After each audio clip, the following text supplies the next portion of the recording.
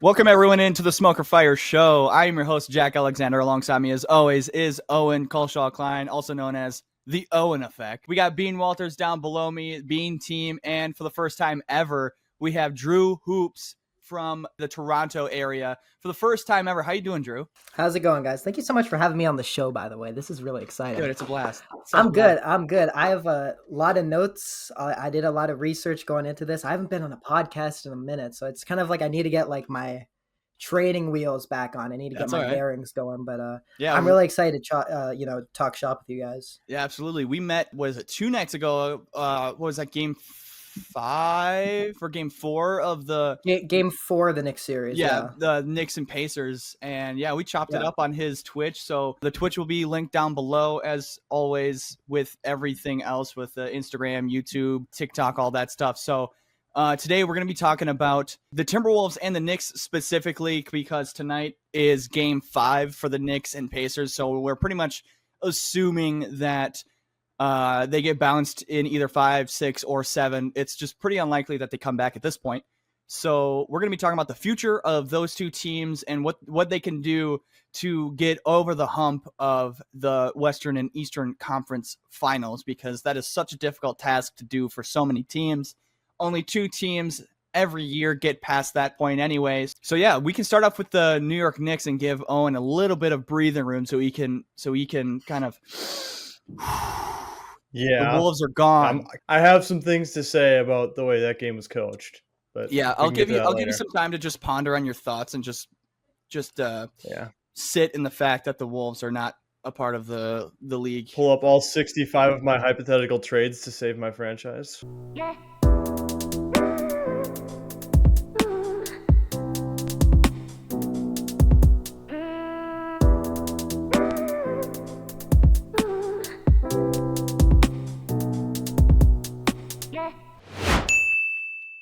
So the New York Knicks, Bean, I'm going to start with you. Jalen Brunson and Karl-Anthony Towns, these are the 2 guys that run the show, obviously, with the New York Knicks. Are those 2 players good enough to be your top 1 and top 2 guys moving forward? Or do they need to address the defensive liabilities that they both are? To start off, no, they can't be 1 and 2. I saw a graphic the other day, I think it was on ESPN, that said the plus minus when Cat was on the floor was like plus 14.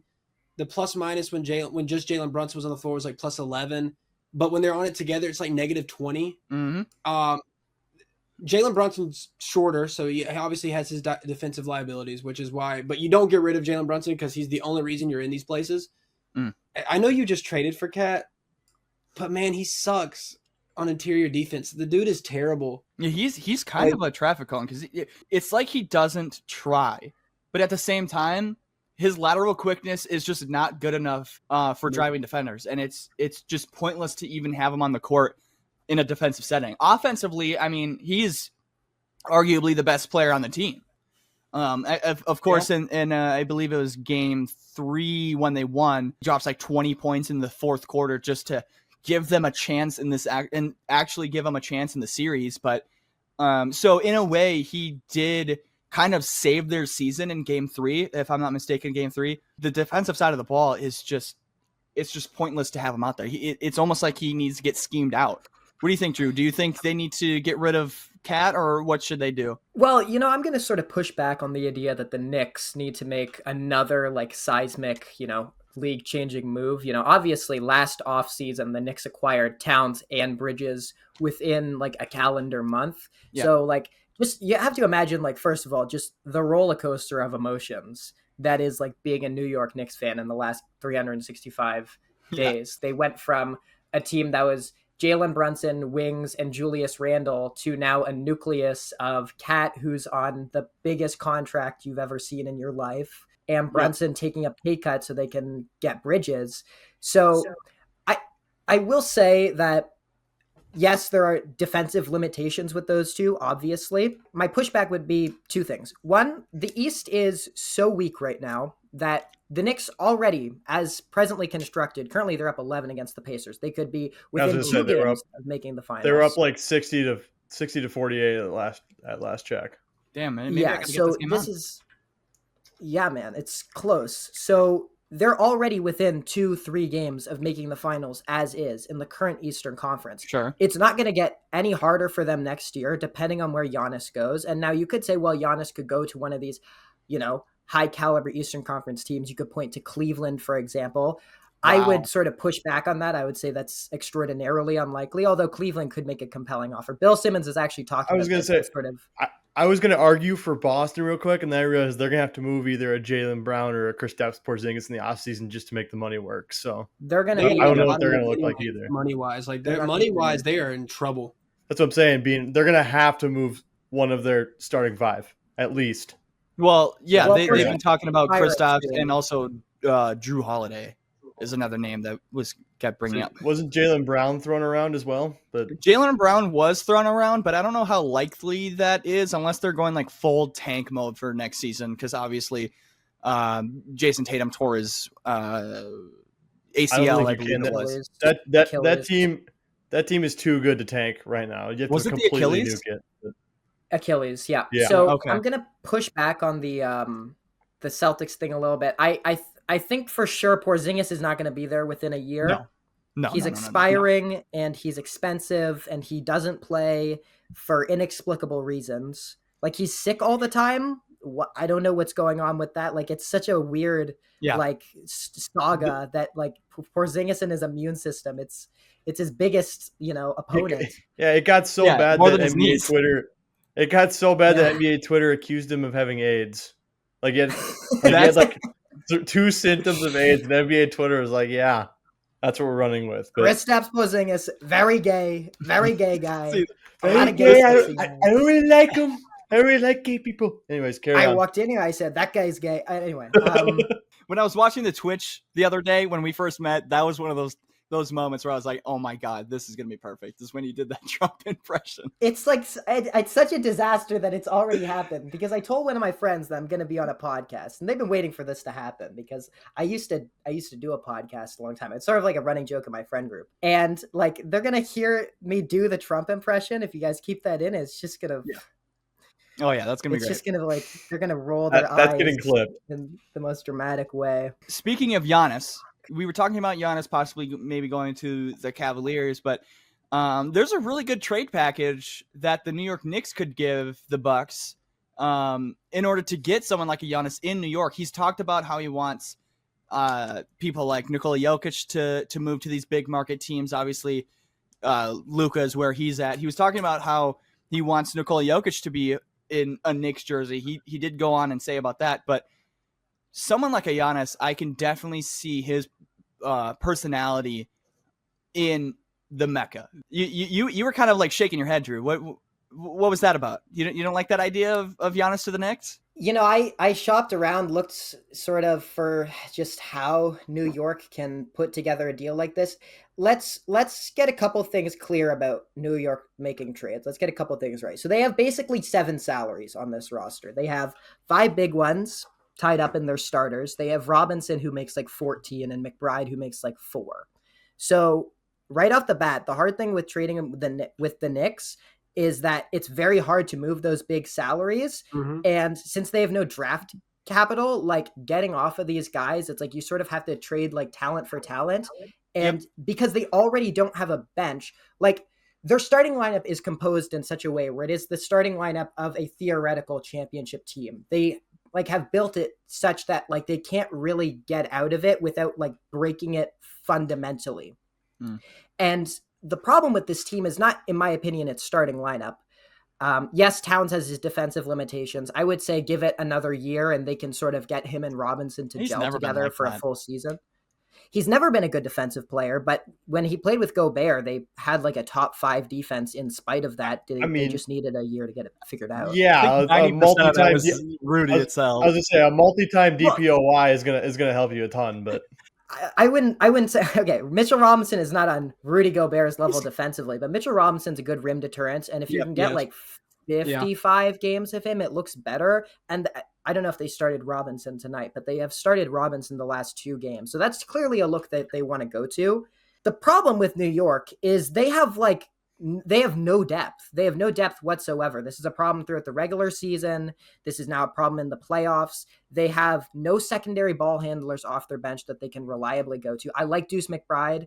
Yep. I don't love him. I think he's sort of like, he tends to get stuck in coffin corner a lot. He's not a natural playmaker. He sort of oscillates between a 1 and a 2 a lot, even though he's only 6 feet tall in high heels. So like, they've sort of got a little bit like of a problem of just getting the ball out of Jalen Brunson's hands and having reliable offense, which is weird because the rest of their starting lineup is sort of comprised of like sort of decent shot creators other than OG Anunoby, in my opinion. So I don't really know if that's sort of the adjustment they need to like flip these superstars that they literally got a year ago into another superstar. I feel like continuity is a thing that's really valuable in the East. We've seen that with the Pacers. The Pacers are probably the most stable team that's in the Eastern Conference. And they have sort of built that, into eventually making a finals. They just did it, one step at a time. So I'm not really a fan of the Giannis trade. I'd like to see what the package is. It's like obviously like Towns and, one of Anunoby, Bridges, Hart. And they don't have any draft picks. They have few young players to speak of. I like Dadier, but when you look at the Bucks situation, I mean, obviously there's only 2 routes where you can go. You can go young and build for the future, or you can trade talent for talent. And with them not having any draft picks, I think there is now another 2 options you can go. You can go out and trade for draft picks, and you trade Giannis for maybe a young haul plus a lot of picks.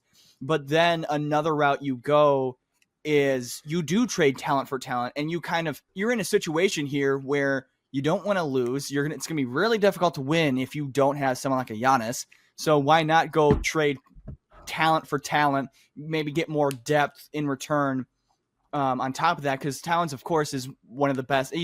I would say one of, if not the best, big man 3-point shooters or just shooters in general. So he's going to be a valuable piece to a team that doesn't really, quote unquote, have a future because they don't have those draft picks. So if you go out and get a star and you get a little bit of depth, that's something that you could bare minimum like build off of, or even I do think New York has a couple picks that they can give up if I'm not mistaken. So let's say you do get Towns and you get like 1 or 2 picks. You get Towns and 1 or 2 picks and maybe a depth piece.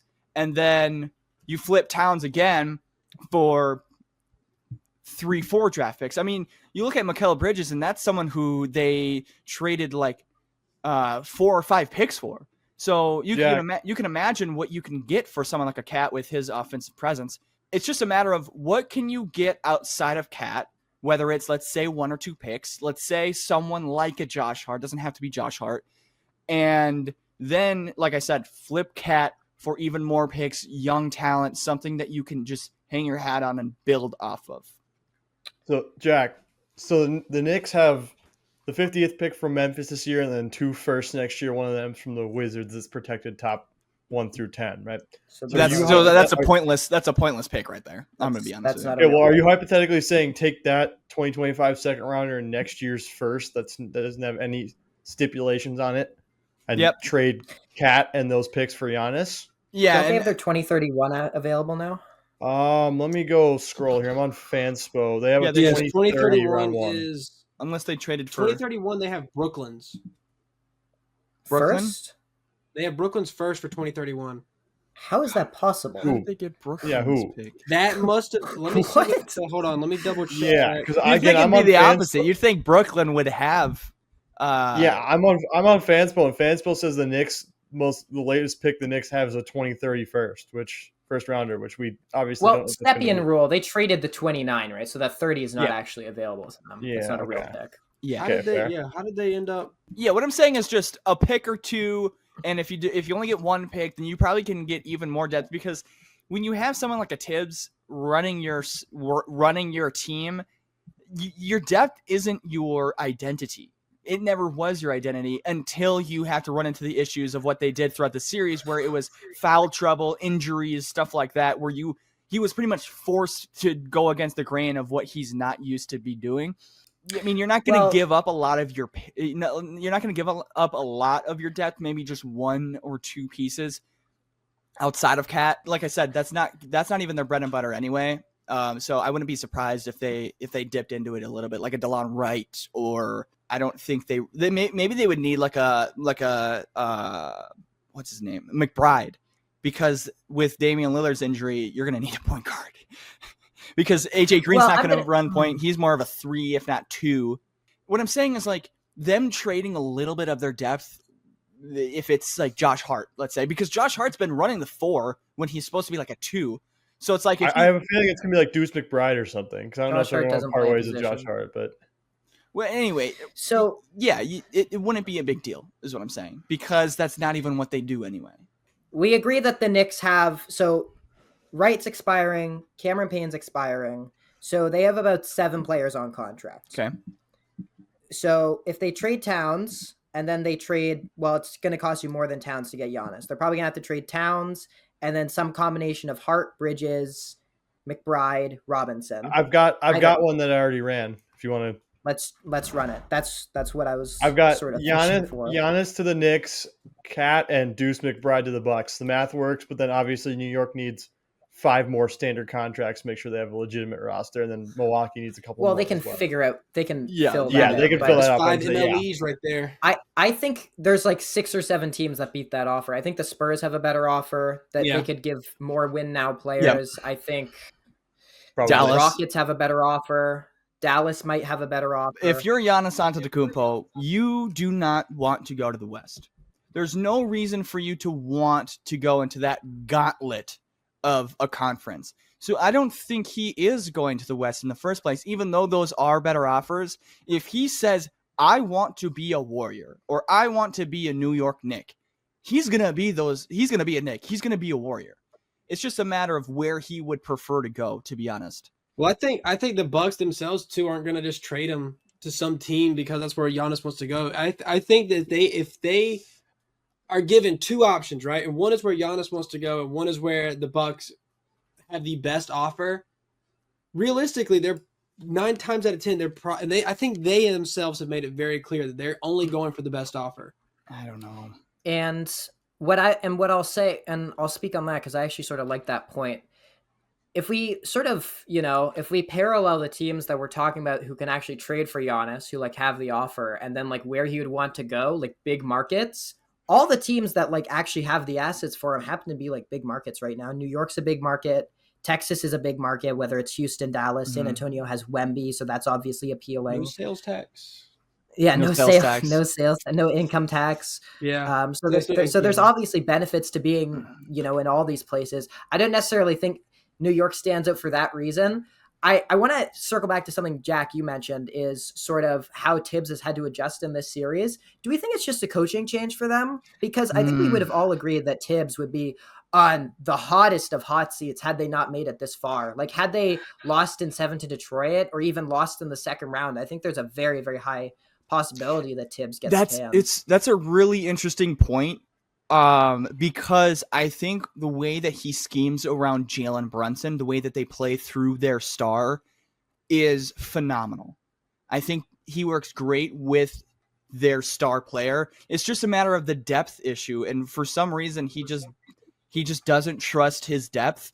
And maybe that, I don't blame him though. Yeah, I was going to say, maybe that's not very good. Maybe that changes if he gets some depth, but the time will only tell for that. Yeah, well, Jack, that begs the question. If he gets canned, Michael Malone's sitting at a desk for ESPN. Yeah, I mean, you could say Michael Malone for anyone. You could say Mike Malone. What I'm saying, though, do they go get him? Do they go turn around 48 hours later and hire him? I think everyone's going to be going after Mike Malone. I think the Spurs will be talking to him. I think even the Wolves might be talking to him, depending on what they do with Chris Finch. Help me out here. There's probably other teams. I don't think the Wolves. I would be very surprised if the Wolves can their head coach. The Suns, they'll fire and hire anybody. They'll do anything but like make the right decision. I can't imagine they go out don't know how to run a franchise at all. They have like 4 head coaches on payroll as we speak. There's no way they go out and do that again, man.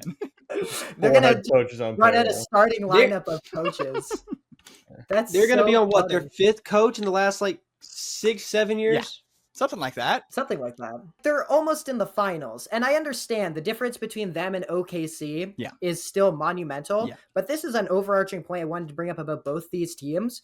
we're in the era of Oklahoma City. If you're trying to build a championship team right now, it is basically just what you'd have to check one box, and that's whether or not you think that team can beat Oklahoma City, or at least if you can make the finals in the East, at least you then get the possibility of like randomness, Injuries, because anything. you could have an injury, right? So those are the two ways you have to think about this. Now, New York already being in the East is super advantageous because they can say, well, we're 2 wins away now. The East is not going to get much better next year. Let's just run it back, add one more bench player, so we have an 8-man rotation instead of a 7-man rotation, and we can do it.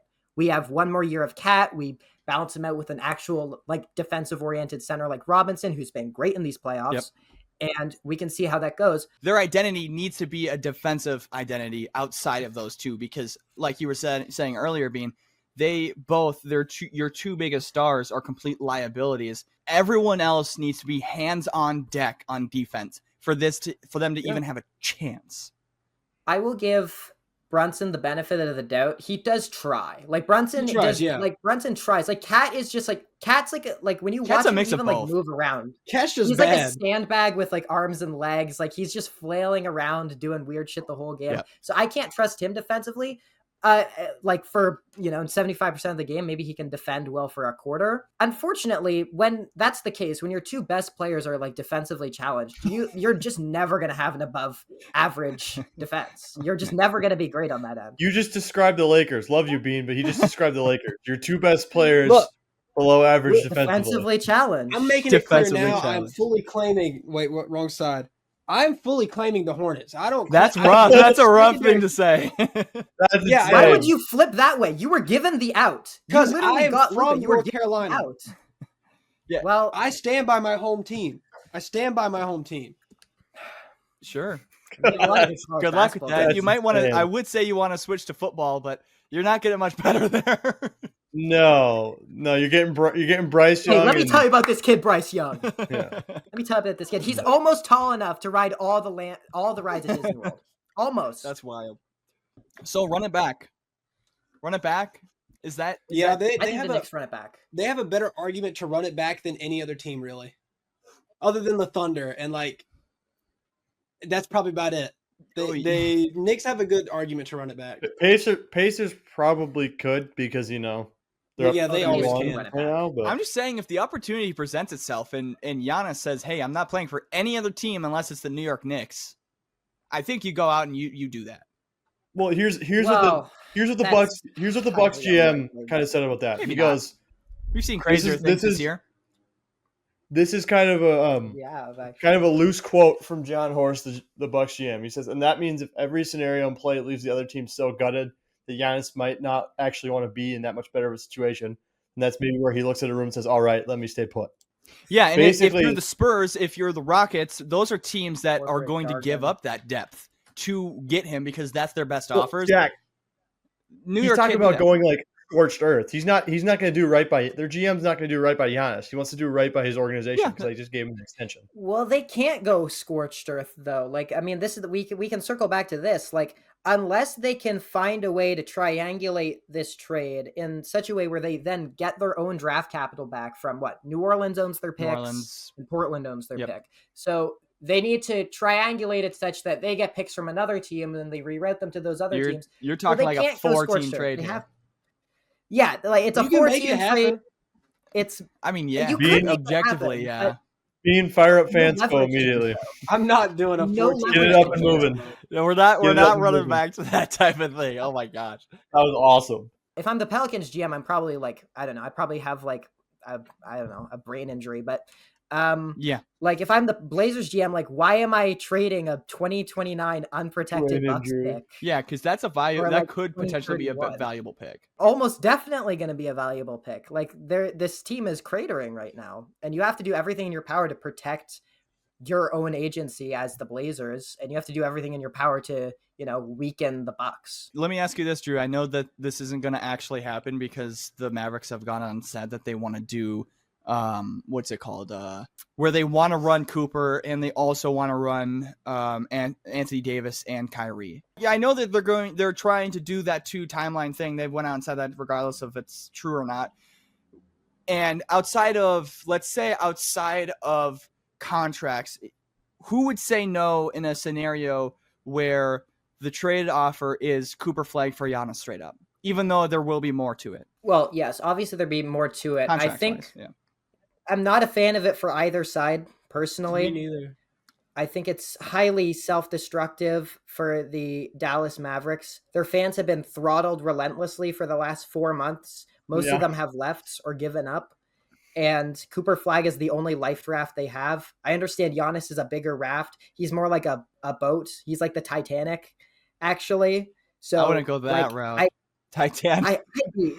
Giannis is pretty goddamn good at basketball. And he's also pretty big. Getting Giannis in the door would be sick, but I think this team is already sort of oriented in such a way where like a Swiss Army knife wing with limitless potential, who's a defensive, connoisseur in the way that Flag is. He's sort of like the perfect fit for that team. They have I mean, this is like very, dumb caveman brain stuff, but they have the point guard. They have their center. All that they need is the guy in the middle. They need that, wing. And Cooper Flag is going to be a top, 5 to 10 player in the league? Potentially. 5 years? I think you can hope, but you never know. I mean, we also said that about Wiggins. We've said that about Zion. Like these players can have so much hype to their name. And I'm not saying Cooper Flag isn't going to be a great player. I think he's going to do phenomenal things, especially defensively. But he is not a part of that 2 to 3 year timeline that we've all been talking about. I know we're kind of going off track because we were talking about the Knicks, so we can wrap this up in a second here. But he's not a part of that 2 to 3 year timeline that Nico Harrison is literally putting his full identity into at this point. And if you end up getting someone like a Giannis alongside Anthony Davis, the fit isn't great. But if you are able to get your hands on a 2-time defensive player of the year, or one-time defensive player of the year, 2-time MVP, finals MVP champion, I think you run with that and you just go from there. You'd take a meeting about it for sure. Yeah, you would have. I mean, that's something you definitely would want to consider, even if you're the Bucks too. I mean, I think that's a dream scenario where you can get Flag, and if they don't want to trade Kyrie, you go and you get Daniel Gafford because he's going to want the bag. You're going to want to go out and get who else would be a part of that deal? Maybe a Jaden Hardy, maybe a Max Christie, some younger pieces to just build just a new identity. But the problem there is you don't have the picks. Well, it's sort of an interesting, philosophical question, right? Like if you're in the position of the Bucks, would you rather have in my opinion, and obviously this is subjective, but I think many people are of the opinion that Flag is like a guaranteed superstar, or at least he's got like the mold. Yeah. That's how the Bucks would sell it to themselves. Would you rather have that, or would you rather have like everything that the San Antonio Spurs own? Like you can have Greg Popovich's shoes, you can have his Hell Hefe shirt. It's just it depends on what they're willing to give up, because they seem confident in Harper. They seem confident in their own timeline that they have. We forget that Victor Wembanyama is younger than 3 of us in this call here. Like the man he's not even legally able to drink a beer, and he's still a top 10 player in the NBA. Exactly. So it's tough, because at the same point you could go on and win a championship when he's on his rookie deal and do a David Robinson, Tim Duncan type of scenario there. But at the same time, it's like, you do have time. You don't have to go out and trade when you have such great luck in getting the 2nd overall pick and someone who could be a generational point guard, even though you have others on the roster. That is a valuable piece as well. And so with all your draft picks, I mean, you look at, hold on, one more thing before you go. You look at the Oklahoma City Thunder. How did they get there? They stood pat. They didn't make any large trades like everyone was wanting them to do in the last few years because of the amount of draft capital that they had. They stood pat. They drafted well, and I know that the Spurs are great at drafting. I mean, they have the back-to-back rookie of the years, so I think they could stand pat, do exactly what the Oklahoma City Thunder did, go out and draft the needs that you need, and build from Wemby, and go from there. I mean, yeah, they're sort of at a bit of a crossroads with that right now. I don't necessarily. I'd be kind of surprised if, obviously, wherever Giannis goes, like, it'll feel surprising, even if it's a team that we sort of can, slot in. It'll be weird to see him in a different jersey. Yeah, they are sort of at a crossroads with that pick. I think if it's not Giannis, I really do think they'll just hold on to it. It could be Dylan Harper. It could be Ace Bailey. I think VJ Edgecombe is a sick fit there. Although, I mean, they may trade back. They have what the Spurs have more than any other team. I don't necessarily agree that they have time because Wemby is in such a hurry to make this happen. They've already traded for De'Aaron Fox. They could win 50 games next year. I really believe that. They have agency and they have leverage because they have so many assets. Good contracts, a ton of picks. I think a ton of young guys. I guess the only argument is kind of what I said before is like we're seeing a team go to the finals, probably going to win the NBA finals, doing like the exact opposite. And just standing pat and having all those assets and building off of those assets.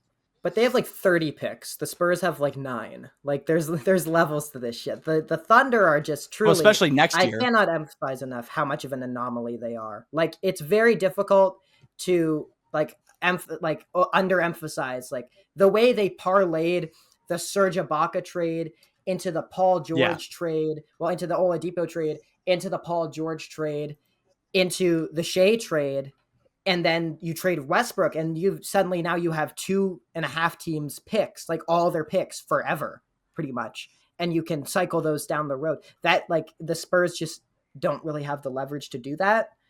Yeah, I guess most of their picks are second round picks. Regardless, there's going to be a statue of Sam Presti somewhere in the middle of Oklahoma City when his GM career is over. So. He's gonna be most regular people are going to be like, who the fuck is this random white guy who gets a statue for running this sports team well? Yeah. He's worthy of it too. That's the funny part. He is worthy. And then but then you walk inside and you see the banners. Yeah, exactly. The banners of pretty much the rest of the 2020s. Yeah. Assuming the Spurs don't go out and trade Giannis. Dude, if they go out and trade Giannis, man. Anyway, we got to go back to the Knicks here. Yeah. I think the only guy that if you were to swing big, it would be a Giannis. I don't think you swing big because a name that has been circled around the Knicks, and of course they're always going to be circled around all the stars and not get them. Kevin Durant, which I think is the stupidest. I mean, as far as fit goes, I think he would be a great fit there, but everything else when it comes to him being 36 years old, going on 37, he's not going to be who he is now in the next 3 years. And if you want long, sustaining success, you're not going to want to get someone like that. KD is a rental. Yeah, KD's a rental at this point. Yeah, no matter where you go, all you need to do, because this is a big if, go out and get some people with some lateral quickness and maybe another big that has in some interior defense. Because all you have is Precious Achiuwa, who is 6'8". 6'7" even. I think he's kind of a smaller guy. I know he runs. I like Precious Achiuwa. He's not really like a center though. He's kind of a tweener, unfortunately. Well, he runs a lot of center with the Knicks, and he did with what other small ball center? Toronto, Miami. 6'8", 225. 6'8", yeah. Small ball center. Small ball center. Yeah, he's just like a slightly bigger Draymond Green. Yeah, I don't really know what you would want to do here because I feel like this is the perfect year where you can go out and go to the finals. But one of these two teams has to win, and of course, obviously, the Knicks are winning tonight. But by the time that this episode's out, they're probably going to be out in 6. So it's just a tough situation to just get so close and not make it, especially when you didn't even run into the Cavaliers.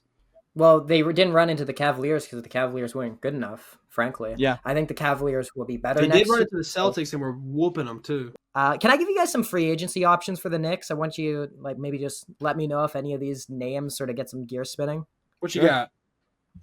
Okay, so not a great free agency class. The NBA doesn't really do free agency anymore, but I'm thinking like a Jayshawn Tate for them.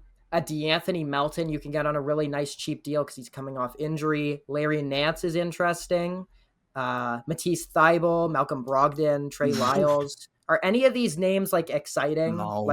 Are any of these names better than eighth man? Because all that they need, in my opinion, is a player that's better than the combined effort of Cameron Payne and DeLon Wright. Yeah.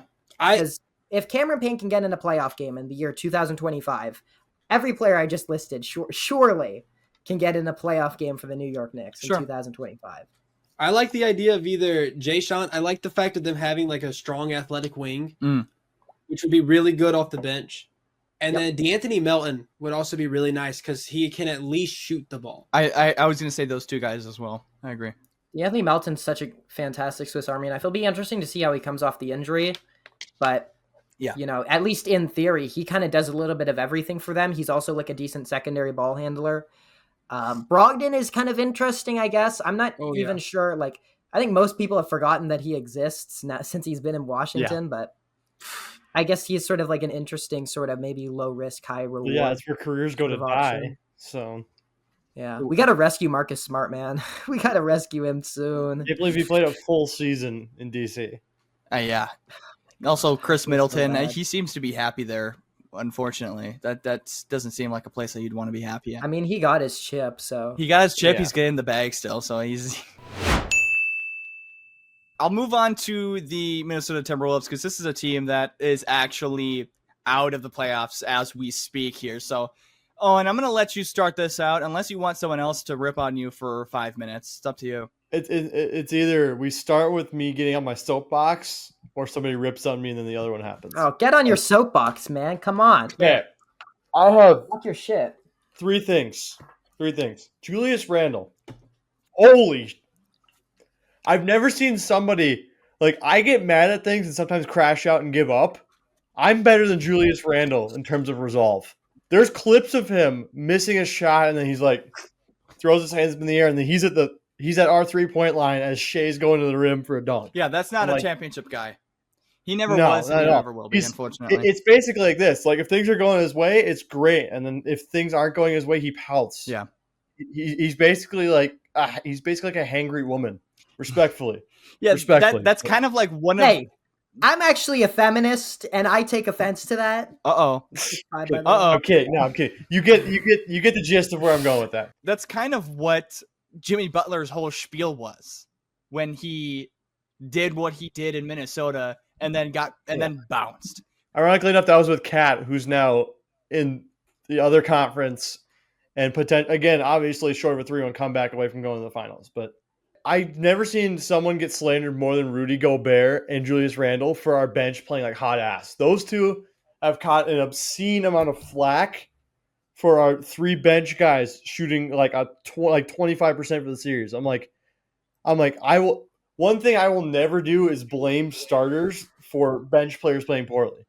If you want to slander Julius Randle because Nah, and Dante all shot like hot ass for all 5 of those games, except for no, don't speak to me. I will block you on every social media ever. You said that earlier today. You never actually blocked me. So what's going on there? Well, yeah, it's because you made a SGA edit with Alex Caruso in it, and I can't stand either of them. So, but what I'm saying is you never blocked me.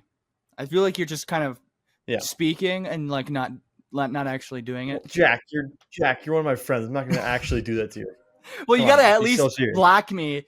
And then unblock me, and then follow block you, take the screenshot, and then unblock you. Yeah, that's what I'm saying. Like, you got to at least go a little bit farther with a bit. Third one, and this is the one that drives me up a wall. Chris Finch. Why in the fuck did you decide to start using your bench back in Minnesota when you were down 2-0? It's like, oh yeah, OKC runs 10 guys. Let's try that. Terrence Shannon outscores SGA in the one blowout game we had. It's funny how that works, isn't it? And another one. At the end of game 5, you're down 2, right? You double SGA. They have to call their last timeout to go draw it up to avoid the 5-second. Coming out of the timeout, not only do you not double SGA, but you put Terrence Shannon Jr. on him, who just got here. We just drafted him 6 months ago. What changed? SGA was going to get the ball the whole damn time. Yeah, actually. Why are you not doubling SGA twice? So which is it? Is Terrence Shannon bad or is Terrence Shannon good? Because you said number 2 was we. Well, no, he's fine. And then number 3 is TSJ is great. I love that he's going in on you right now. You deserve it. But yeah, no, TSJ. No, I'm not saying you're wrong. I love Terrence Shannon. Yeah, TSJ is great. It's the way he was deployed and the situations in which we used him that were poorly mismanaged. You shouldn't wait till game 3 down 2-0 you use him. How does he get his hair like that, by the way?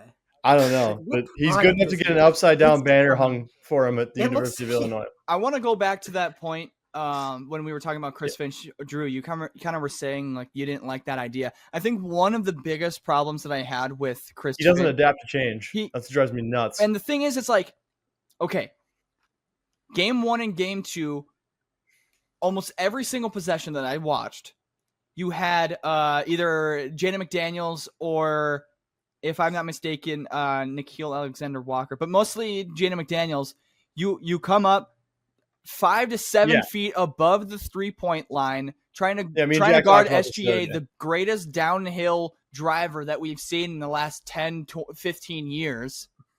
Yeah, he's pretty damn good. Why are you trying to give him pressure at the half-court line when you are not an Alex Caruso? You're not a Lou Dort. That's not the style that Jaden McDaniels runs.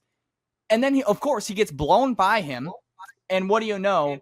He gets to the basket at the most perfect spot that you could have SGA at, which is the free throw line or one of the elbows when he shoots his middies.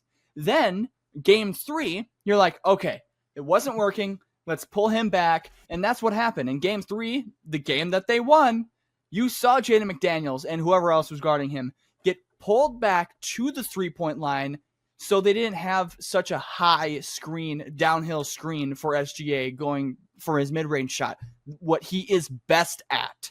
And then game 4, I'm like, okay, cool. They know how to play the defense. They know the scheme to stay back.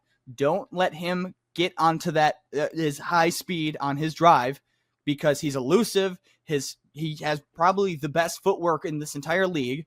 He's going to be able to kill that type of defense. So you pull it back. Game 4, what do? They go right back to what they were doing and guarding him at the half-court line. Yeah. What? So, Drew, It doesn't make any sense. That's what I'm saying. And back to my point is, TSJ was fine. That's not my issue. It's the way he was deployed.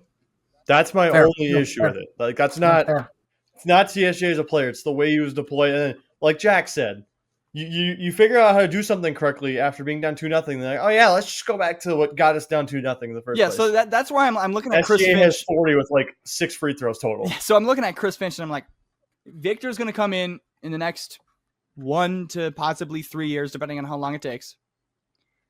The Thunder are going to be running through the West for the next 3 years. What other options do we have?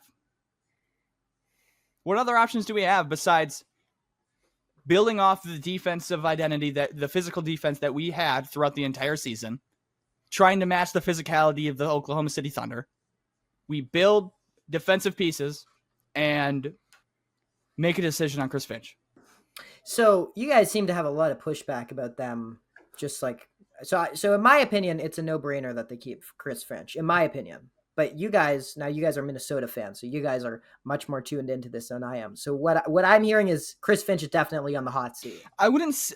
He could potentially be. I don't know if they actually will do it realistically, but there are outlets where you can argue for him to he shouldn't be there. Maybe a Malone, maybe. Well, they'll find a coach. Obviously, someone always comes up. Chris Finch himself was an assistant coach. You know, Rick Adelman just got hired. He was an assistant coach. Like, I would imagine most of the good coaches in the NBA. You know, I could think of like a Dave Yeager. Yep.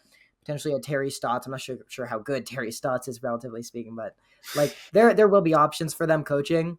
It's the inconsistency. I just don't really think that. I don't know if that's really the move for them. You know, they, in my opinion, and maybe in a lot of people's opinion, I think they well exceeded expectations for a lot of the season. A lot of the season was kind of a disaster until the last like 20, 30 games, right? Like this team really gradually built itself up. I disagree with that. They limped into the playoffs.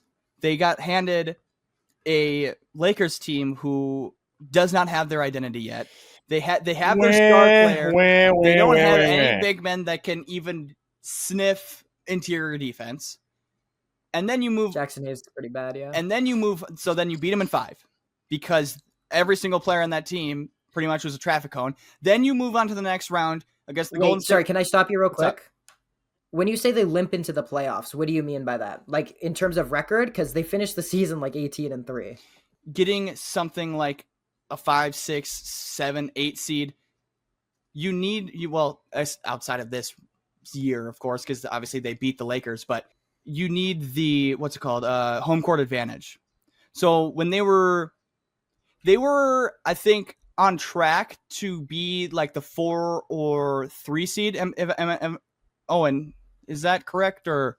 Yes, there was multiple scenarios where if they had one out and then a couple teams lose their last few games, we would have hosted Denver in a first round playoff series. So there was opportunities at the end of the season, is what I'm saying. Yeah. But anyway, they did get on the good side of the bracket, though. That's true. That's going to count for something. Yeah, that's because of the teams that they ran into. And what I'm kind of saying is like with the Lakers and now with the Warriors, where you beat a depleted Golden State Warriors team that just went through a gauntlet against the Rockets, winning in 7. And then that series was a war. Yeah. And then, so they're, you could say battle tested, but they were also banged up as far as, most of them were still playing, but they just went through a gauntlet of a series. They don't have a center. They lacked on offensive rebounds throughout the entire year. And then Steph Curry gets injured in the first game. So what I'm saying is like, when you say they exceeded expectations, that's the part where I struggled with, because the hand that they were dealt, they did their expectation was to win both of those series.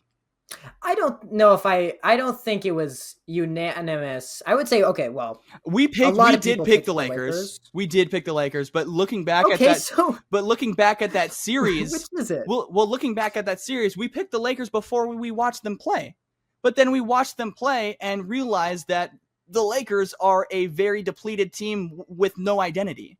And who made them realize that? The Timberwolves. Like you didn't realize that in a vacuum. You only the Timberwolves exposed. You realize that when Rudy Gobert has like a 20-20 game, and you realize that your center depth, whether you tried to trade for them or not, you didn't end up doing it, and you have so many holes on that roster. And that's something that I think we kind of said best case scenario for them, because they had someone like a Luka and a LeBron, 2 heliocentric players that seemed to be working well together. Good use of heliocentric. Thank you. So we saw the star talent. We saw Austin Reeves and what he was doing before that playoff series. That's another option that we can talk about is Austin Reeves. Minnesota? No. What I'm saying is like how he was playing in the regular season versus how he played against the Wolves. So, right. And yeah. So there's a lot of players that did play well throughout the regular season. And then, you could make the argument that it's because they went up against the Wolves, but I don't think that's the case. Well, I'm going to make the argument, basically if I were to, boil this down into one point, I would say the reason the Timberwolves got as far as they did, yes, the Warriors, they definitely got lucky with the injuries and the fact that Jonathan Kuminga had to carry their offense. Free Jonathan Kuminga, by the way. Please. I think really the argument I would make, and maybe this is because I'm an optimist, is because just the Wolves are fucking good. Like the Wolves can play. They're ball. A great team. I'm not denying that at all. No. They run 7 players who are, good, average to above average shooters. All of them defend like at a high level pretty much. And they've got lots of length. I was under the impression they were decently well coached, or at least, adequately coached. Like they were the 2nd seed in the West last year. They made a massive adjustment. They came out of it pretty okay. They swapped Karl-Anthony Towns for Orange Julius, a player who we literally thought like couldn't dribble, couldn't drive a car, couldn't tie his shoes. He did play well in that first series. And speak on that later. Credit for the second too. Yeah. I just it was just the Warriors. The Thunder made everybody look like shit. The Warriors just did not come to play. So that whole series is just an asterisk to me. Jack, the Warriors didn't come to play because they're relying on Buddy Hield. No, they didn't come to play because their best player was injured and didn't return for the entire series. I think we all agree on that. I think we can all agree on that part. What was all the discourse about playoff Jimmy on Twitter? Everyone made this big fucking deal about playoff Jimmy on Twitter, and then playoff Jimmy doesn't exist anymore. That's my point. Playoff Jimmy did exist. When we bounced him, I said playoff Jimmy isn't real. I was trolling, obviously, because he carried an 8 seed to the NBA Finals. But yeah, it's one of those where it's like they can't have it both ways. You can't be like, oh yeah, you have the Warriors that are injured, but then you guys have playoff Jimmy, but then suddenly playoff Jimmy's injured or he's sick. You can't have all three outcomes. Yes, Steph was out, but is playoff Jimmy real or is playoff Jimmy injured? You got to pick one. Why is that? Why is that a talking point in the first place? They didn't come to play regardless. Because that's what the discourse was. It's like playoff Jimmy might be able to single-handedly carry this team by the Wolves. A hopeful Wolves fan seeing his favorite player of all time go down in person with a hamstring injury. I'm gonna try to be a little bit hopeful, and I'm gonna look back to 2023 and see what Jimmy Butler did in the playoffs. Damn. So yeah, I'm gonna be a hopeful guy because that's my favorite team. Like what? That's exactly what I'm gonna do. You would do the same. You were going into Game 5 saying, "Oh, that one Twitter guy that said that the it would be 3-1 and then the Wolves would have a comeback. Oh, just get ready." And then you had Anthony Edwards with the LeBron James headphones in saying, "Yeah, they're gonna come back 3-1 against probably the most hellacious defense that we've seen." And then it didn't happen. But what was happening was that's called coping, Jack. You were coping, but you were also just being an optimistic Wolves fan. You said the Warriors were like defeated; they didn't show up to play. Yes, because that's exactly what happened. But then those same fans turned to Jimmy Butler to try to save them. Yes, because they're hopeful. Just like how you were against down 3-1 against the best defense that we could have against down 3-1 against the Avengers. Got it. Anyway, the Wolves. What do they do? They get guard help. I was up late on Fanspo last night. I have the answers to the problem. Anthony Edwards is a good primary ball handler, he struggled in that last game, but he at least I give him credit for like making the right play and making the right call as the lead ball handler because Mike Conley sucks and Rob Dillingham isn't ready yet. But because Ant was basically in charge of everything and getting everyone involved, it made them so easy to attack him and to target him. Yep. And he would do what he can. But when Rudy Gobert has 2 bricks for hands and the rest of the team can't shoot, it makes him look bad and makes the rest of the team look bad. You can blame Rudy. It's okay. You can sit here and you can talk about how poorly Rudy played. Yeah, I'm not going to because he's not an offensive guy. Then again, he also played horrible offensive. He's not an offensive guy, brother. He's making over $40 million a year. You need to at least catch the ball. Thank you. There's a difference between not being an offensive guy and being a completely fucking zero on offense at $40 million a year when you can't catch the damn ball. Like what Drew was saying earlier, there's levels to this. And that's a deep level. 7'2" for absolutely dick and neither balls on fucking offense. Like what? Absolutely nothing. What are we talking about? All right. Actually, Owen, do you sort of have like an off-season guide for the Timberwolves? I feel like you've kind of got something cooked up for I've got several trades now that I'm looking at Bean saying guard help. Please. There's not a lot of them include guard help. Now, they could, but I don't have a lot of math for them. So, what do you think is their fundamental problem, though?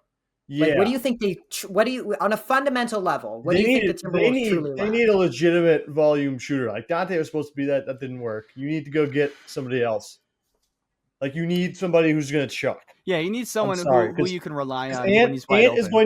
Ant is going to get doubled until he's 45 and physically can't move. That's one of the biggest issues. I agree. You need someone who, if they're wide open, and we've seen this plenty of times, especially against the Thunder, when someone is wide open, you need to be fully confident that 9 out of 10 times when they're wide open, they can hit it. Yeah, that's a fair point, actually. Here's the trade. And again, don't interrupt me until I'm done reading it because I already know you guys are going to have I want to. I'm already ready. If it's anything like the Rudy to Portland trade, I'll be in. Fuck you. Rudy to Portland is nasty work. They already have 4 Rudy Goberts on the roster. Well, I'm sure they're going to trade 2 of them.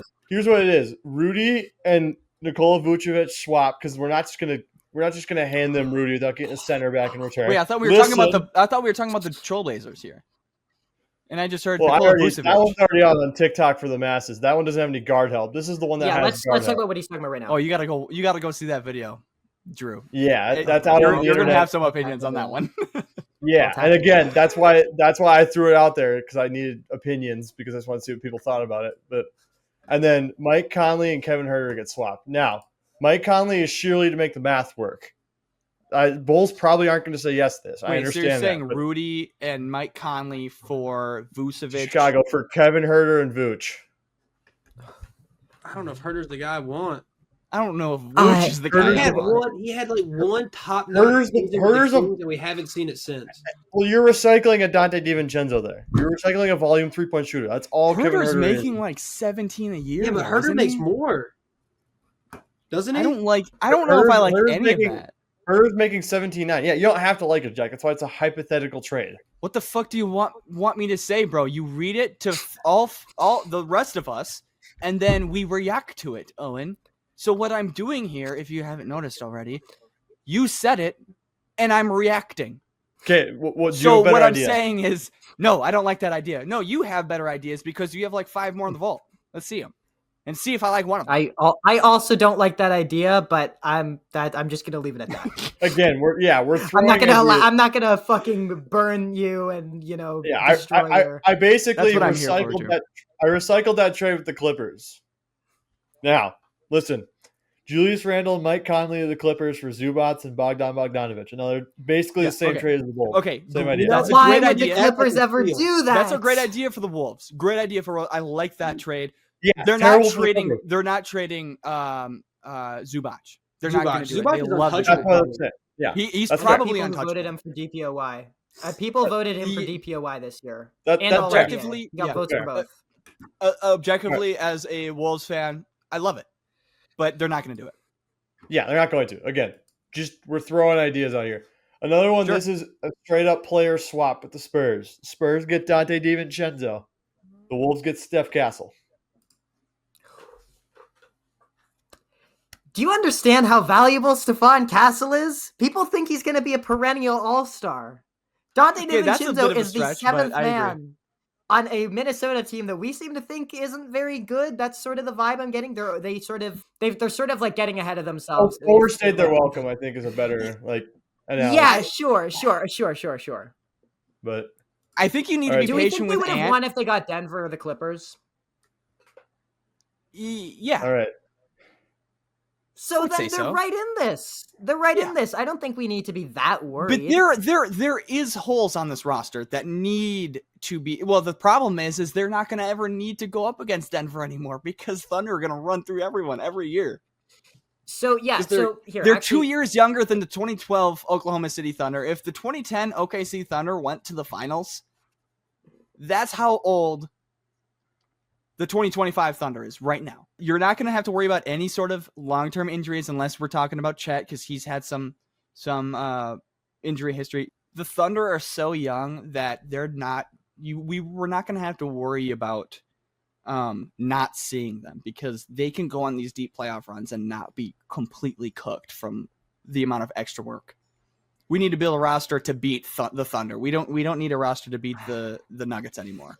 So here's my problem with that. And you are right. Like, you're right, but I think like what you're asking is impossible. Well, more or less impossible from the perspective. Well, what else are they going to do? Well, here's what I think. And this is true for probably almost every team in the NBA, aside from a very select few. I don't think there is any team in the NBA next year that can make any move that can convince me that they're within 95% of what like Oklahoma's capabilities. I think Oklahoma City is so far, and that's that little teenth of doubt that I have. The only player, it's like this shit's a movie to me, bro, because when you look at the Thunder, they're like this like Avengers level threat to the NBA. They are hurtling towards next year on a championship trajectory. No one is in their way. There's no one. Don't they have like 3 first-round picks next year? They have 3 first-round picks. They're set up amazingly for the second apron era. All their stars are super young. They're super well coached. Why are we even covering the NBA? On almost every single point. The only way that you can stop the Oklahoma City Thunder within the next 3 to 4 years, because I genuinely think that there's nothing stopping them from three-peating. Now, it's very hard to win 4 in a row. Anything could happen. By then, something bad will happen to them, and someone else will win. But in the next 3 years, the only way you can stop them is if you get Giannis and you assemble the Avengers. That's it. And if you can't do that, and Minnesota can't, then you have to outrun them. You cannot beat them. Like, you have to think about this like it's a boxing match, right? You cannot beat the Thunder in the first 3 rounds in the next 3 years. Their gas tank is not great necessarily, but they have insane power. They have an immaculate defense. It's a flawless defense. It's insanely deep. They are one of the best offenses in the NBA, strictly based off talent and having the best offensive player. So you're not going to beat them in the next 3 years. Whoa. Best offensive player? Shea is either 1 or 2, depending on who you ask. Jokic is probably better. No. Excuse me. Dude, I misspoke. Jokic is better. Yes, Jokic is better. Jokic is better. Okay. I didn't want to sidetrack too long, but I'm glad you agree. No. It's okay. It's all. You can't beat them in the next 3 years, right? That's just it's highly unlikely that if you're the Minnesota Timberwolves, you will finagle a way that, barring injuries, that you can just straight up beat the Oklahoma City Thunder. But Anthony Edwards is 23 years old. He's only a little bit older than he's younger than Bean, right? Like, he is exceedingly young. And the Minnesota Timberwolves have, to this point, done a good job of sort of transitioning from one era to another with Anthony Edwards. They went from this Karl Anthony Towns team that couldn't really do anything to a team with Rudy Gobert that struggled for a year, made a conference finals, and they've sort of progressed naturally from there. Their asset situation is not great right now, but they're not set up horribly with a ton of bad contracts. I like the Jaden McDaniels number. They have like Jalen Clark. I think Leonard Miller's interesting. Obviously, we talked about Terrence Shannon. So there is like some young talent here.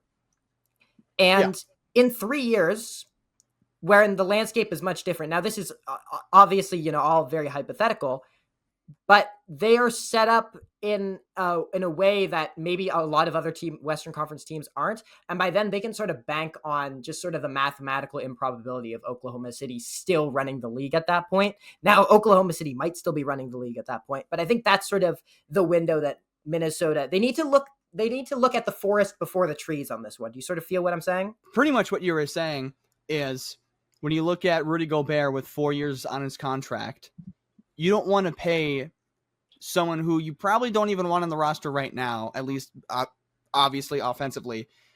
Now you pay him over $40, maybe $45 million a year when he's 37 years old. So that's, if we're saying what's next for the Wolves, I think Rudy Gobert is going to be the main topic. Really? Do you think that that's true of this offseason? Maybe. I think if you're going to ever trade him, I think you should do it sooner than later, because his value, you could technically say, is low at the moment because of how he's played, kind of like what we saw with Austin Reeves. But as far as like age goes, when you're only, I believe, 32 or 33 years old, I would probably look to trade him sooner than later because of that reason, because he's on the other side of 30 and looking to be deep into those 30s. With a guy who doesn't have an offensive bag, and defensively, when you get up to the age of 35, 36 years old, even 34, I've seen a lot of times, the defense is the thing that drops off first for a lot of these guys, a lot of these at least stars.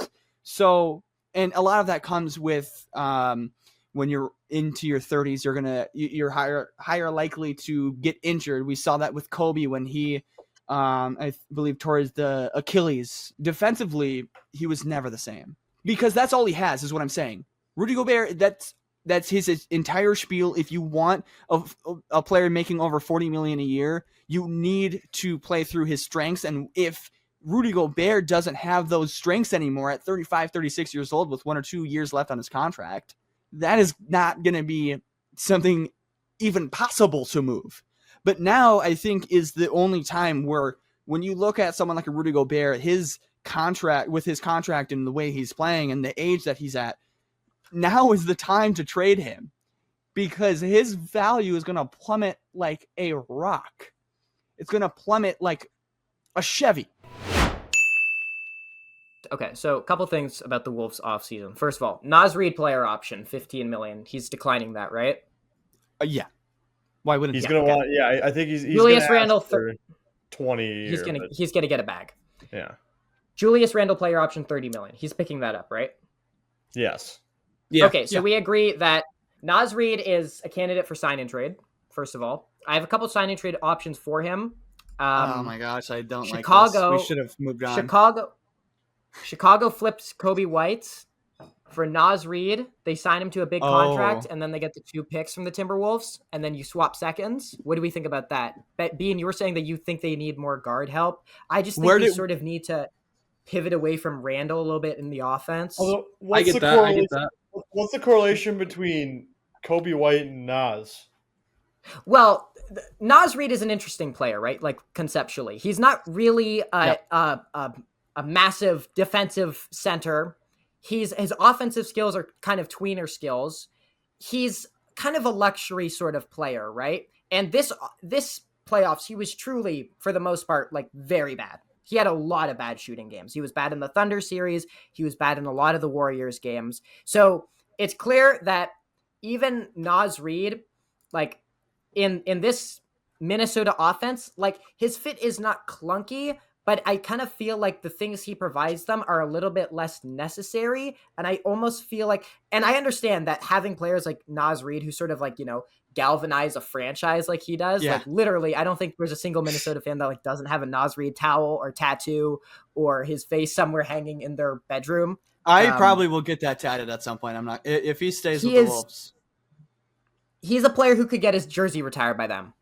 But like, I do think that at a certain point, like he's going to be asking for too much money. This is already the second most expensive team in the NBA. You can't afford to give Naz Reid $20 million a year to provide that's kind of decent skills, but he's not a tremendous rebounder. He's like an average 3-point shooter. We've already talked about how they need a specialist. He can put the ball on the deck and do some fun things with it. He's above average for a center, but like 5 threes a game on 38% is like now that's pretty much average these days. Yeah, for a center, I think he's above average. And what I think the Timberwolves need more than anything is they need, and we saw this in the last game of the series, is you can just sort of double up. You can stack your defense, like lean it all the way in the direction of Anthony Edwards and completely shut off their water. Even Julius Randle was good for most of the playoffs. Like he's still going to like dribble the ball off his foot every now and then. He's just not good enough of a second option. He's not quite dynamic enough with the ball in his hands. He just doesn't have the dynamicism that you need, that a point guard could provide, or just like a more versatile wing. Wings are kind of hard to come by. Kobe White is cheaper and he's young and he sort of fits that timeline kind of well. So I kind of like that for him. I've also sort of floated out the Emmanuel Quickley idea. Naz Reid sign and trade with the Raptors. Emmanuel Quickley, you throw in a bunch of contracts, Mike Conley, Terrence Shannon, the Detroit pick this year. Now, obviously parting ways with all those assets is not great, but Emmanuel Quickley's already on a 5-year deal. He's young. Well, Shannon's not going to get traded. A worse option, but Shannon is someone. Is he untouchable though? Because I wouldn't say obviously he's not untouchable, but we just had new owners, and one of the biggest things that he's said, especially throughout these playoffs, is he's went out and said that Shannon is the future of the team. So I don't think it's Ant's kind of the future of the team. Well, of course. You get my point here, where he's going to be a part of the future for the team. He's not the guy, of course, but anyway, the Raptors need a center. I don't know what the fit would look like with Naz Reid on the Raptors, but I think it's as someone who's been to a lot of Raptors games, floor spacing center is like exactly what they need. Okay, I just like the idea of Kobe White more. I think he has more potential to have a higher ceiling. I think Quickley he's going to be a great starting point guard.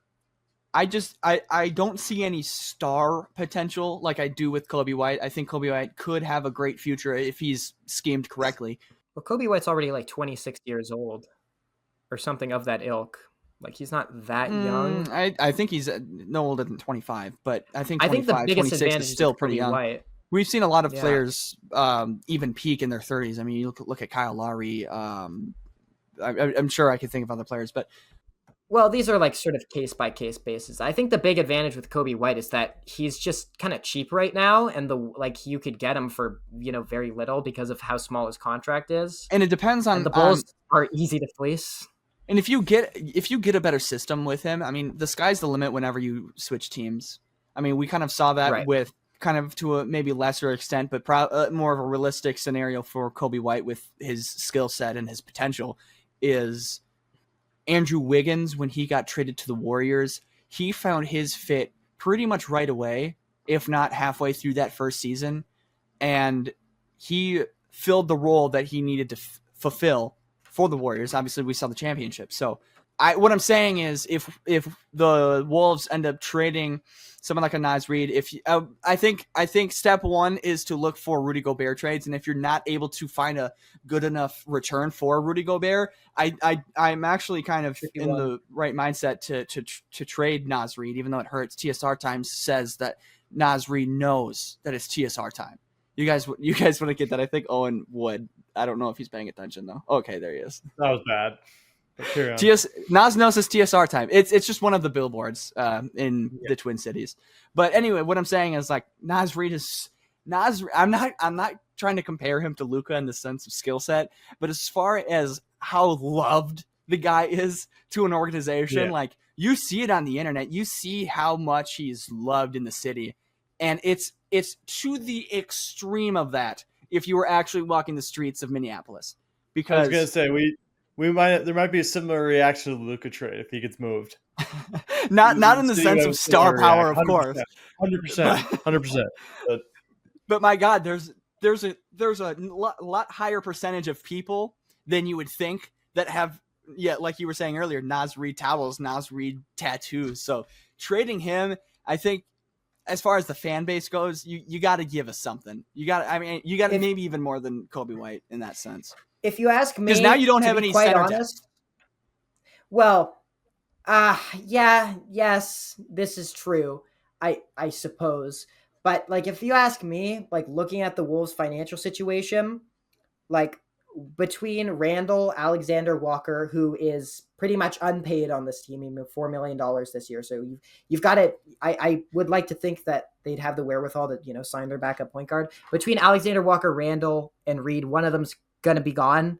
Randall's going to pick up that option. I think Alexander Walker is cheap and gettable, and there are all sorts of upside to keeping him. He was so pivotal for them getting this far. He is very pivotal, especially in the Thunder series too. I think Naz Reid's just the odd man out, and I'm not in love with Nickeil Alexander-Walker. I think he's a great player though, and that's all.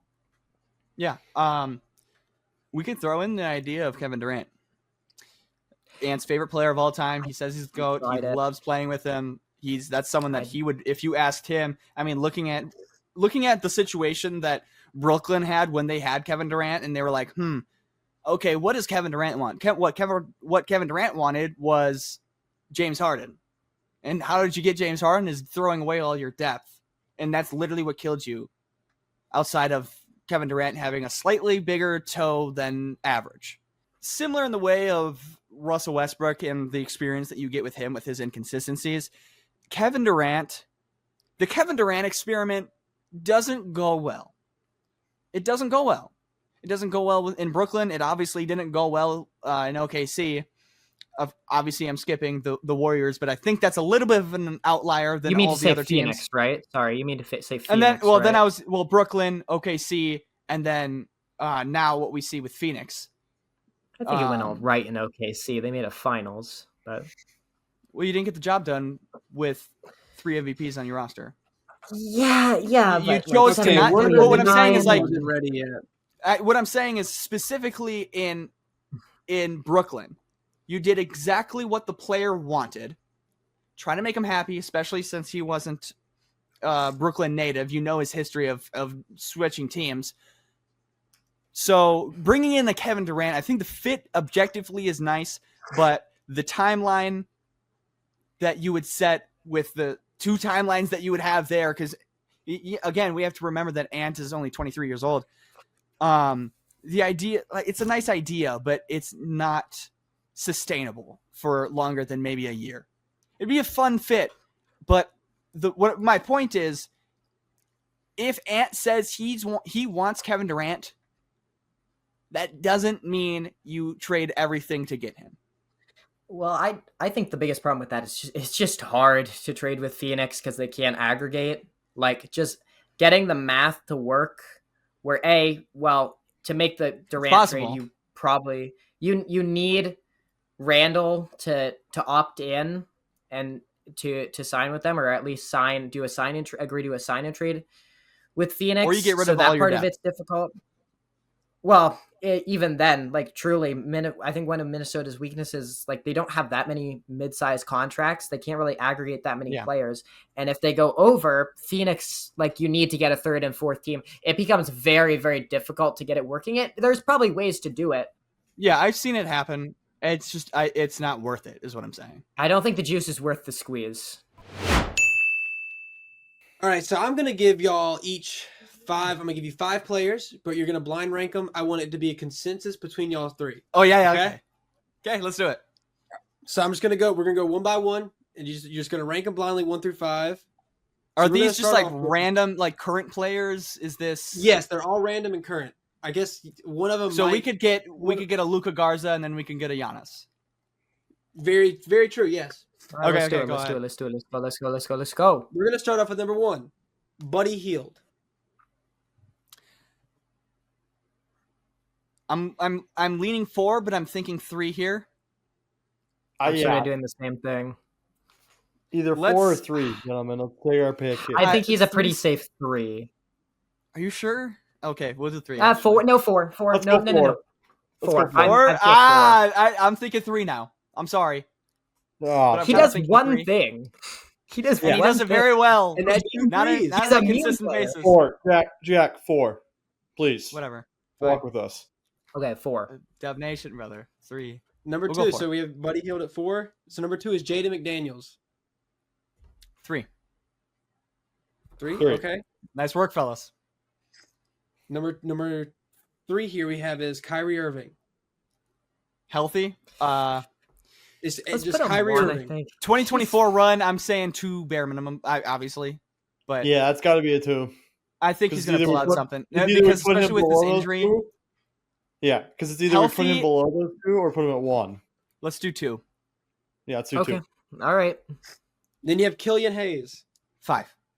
Next. 5. It's like I like how all these players are very, very like current from the last 2 playoffs, and Killian Hayes is just like some guy who's like somehow in the NBA. Dude, for some reason, I think he's a water boy now, Killian right? Hayes. I don't think he's in the league. I think he's overseas. Actually, he isn't. He's not here anymore. Last year was his last year. Go on. He's and then Zion Williamson is at number 1 for y'all then. Okay. Hey. Not bad. Actually, that's probably the best way to do it. Zion, Kyrie, Jaden McDaniels. Hey, great work with the Buddy Hield at 4, by the way, and then Killian Hayes. Wow, good work, fellas. I mean, yeah, okay, yeah, it's a good list.